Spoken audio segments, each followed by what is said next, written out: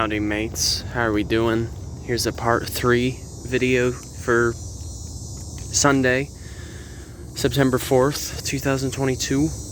I'm actually over revisiting the 6 Mile Cypress Slough, which is also based down in Fort Myers.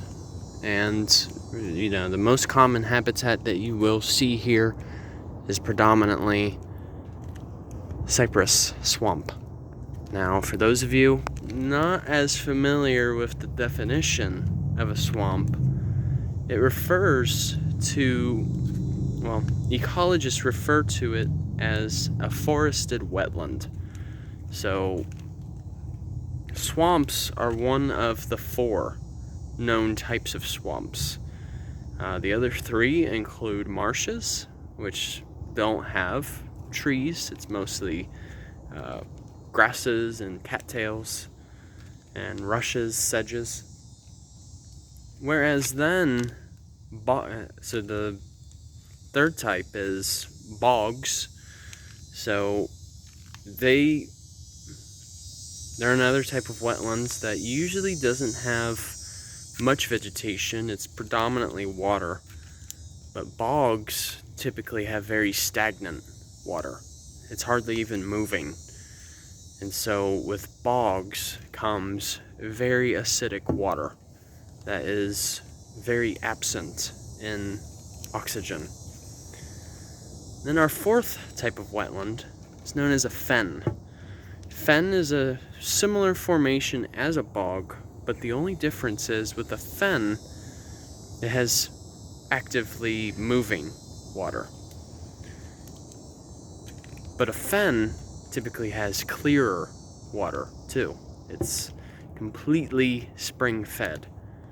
And usually most fens form from past glaciers that occur. Point in fact, I actually remember when I was attending Wittenberg University, we actually had a particular fen that was near us, and I would visit that place all the time, since it was literally one of the closest nature preserves at Wittenberg. But aside from that, so we're at another cypress swamp, very similar to that of the Highlands Hammock State Park.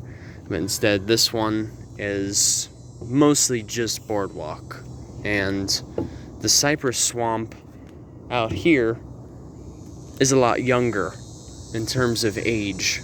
Because as you can see, a lot of the bald cypress here, the diameter of the tree is a bit more what you call smaller. So I figured the last time I came here was back in April. So I really wanted to see how much change has really occurred between then and now. Hold on a second, you guys. I have a couple of people that are about to pass me. Give me just a second. Okay, going back to my point that I was making. So, given that it is in the wet season, you're going to see that there's a bit more water this time. But at least here, you can see the bottom. But, much of this water that we are seeing is here mostly because of rain that has occurred. But the thing is, it doesn't always look like this. Because, normally how it goes is when it's in the summer and fall, the water level tends to be a bit more higher, and as it gets into the fall, it becomes a little more moderate. But then as it gets into winter and even spring, it's typically when the slough is typically the driest. That goes hand in hand with the wet season and the dry season, right?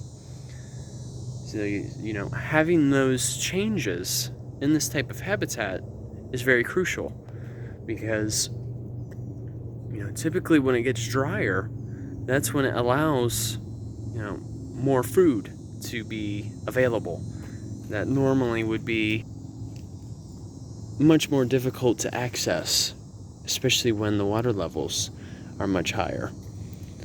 So that's why they have to change consistently.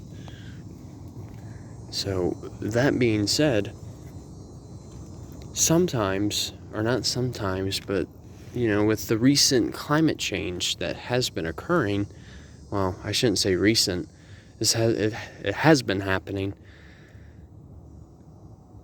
Typically, like,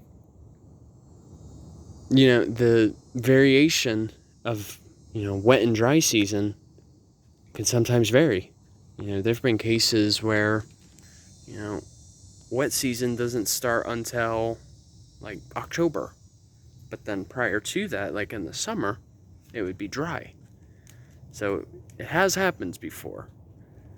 And like right now, for instance, in countries such as Persia, well, that general area, even though it's no longer known as Persia, like the Middle East, there are some areas that are experiencing a lot of flooding.